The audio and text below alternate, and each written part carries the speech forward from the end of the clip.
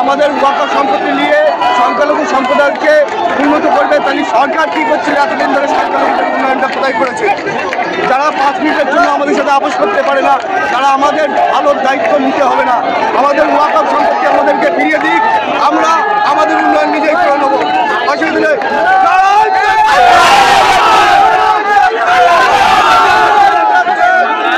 পশ্চিম বাংলার মানুষ আমরা আমরা চাই সকলে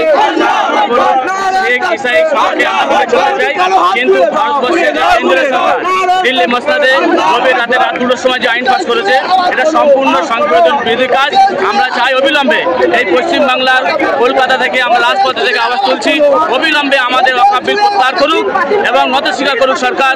কেন্দ্রীয় সরকার, স্বরাষ্ট্রমন্ত্রী, প্রধানমন্ত্রী মিলে যে আইন তৈরি করেছে, ওনারা এর আগে লিখেছিল যে সমস্ত কালাকানুন, যে সমস্ত কালা টাকা বিদেশে চলে গেছে নিয়ে আসবে ফিরে, কিন্তু 1 টাকাও নিয়ে আসতে পারেনি। 15 লক্ষ টাকা দেওয়ার কথা ছিল, 5টা পয়সা পর্যন্ত দিতে পারেনি। সম্পূর্ণ মিথ্যে কথার উপরে চলছে। এর আগে আমাদেরকে সিএ কানুন নিয়েছিল, সেও রিজেক্ট।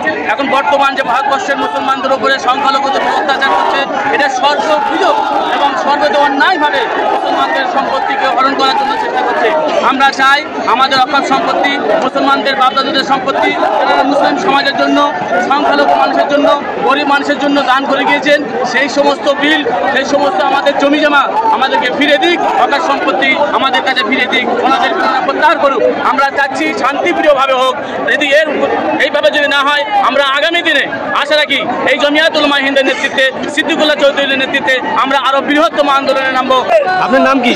আমার নাম আবদুল্লাহ। আমি ভাওয়ার থেকে এসেছি, ভাওয়ার মাধবপুর বাড়ি আমার। আমি ভাওয়ার থেকে এসেছি প্রতিবাদ জানানোর জন্য। এটা আমাদের সার্বভৌমত্ব এবং সংবিধান বাঁচানোর লড়াই। আমি মনে করি এটা ভারতবর্ষের নাগরিক হিসেবে একজন স্বাধীন এবং পরাধীন হিসেবে আমরা বাস করতে চাই না। আমরা যেমনভাবে 200 বছরের ইংরেজকে শাসনকে পরাস্ত করে দিয়েছি, আমরা চাই এই জালিম সরকার উৎখাত হোক, এই জালিম সরকার নিপাত যাক, এই জালিম সরকার অবিলম্বে আমাদের এই ওয়াকফ সম্পত্তি ফিরে দিক এবং ওয়াকফ সম্পত্তির বিল পাস করে অবিলম্বে বিজেট করে দিক এবং বাতিল করে দিক আমরা চাই।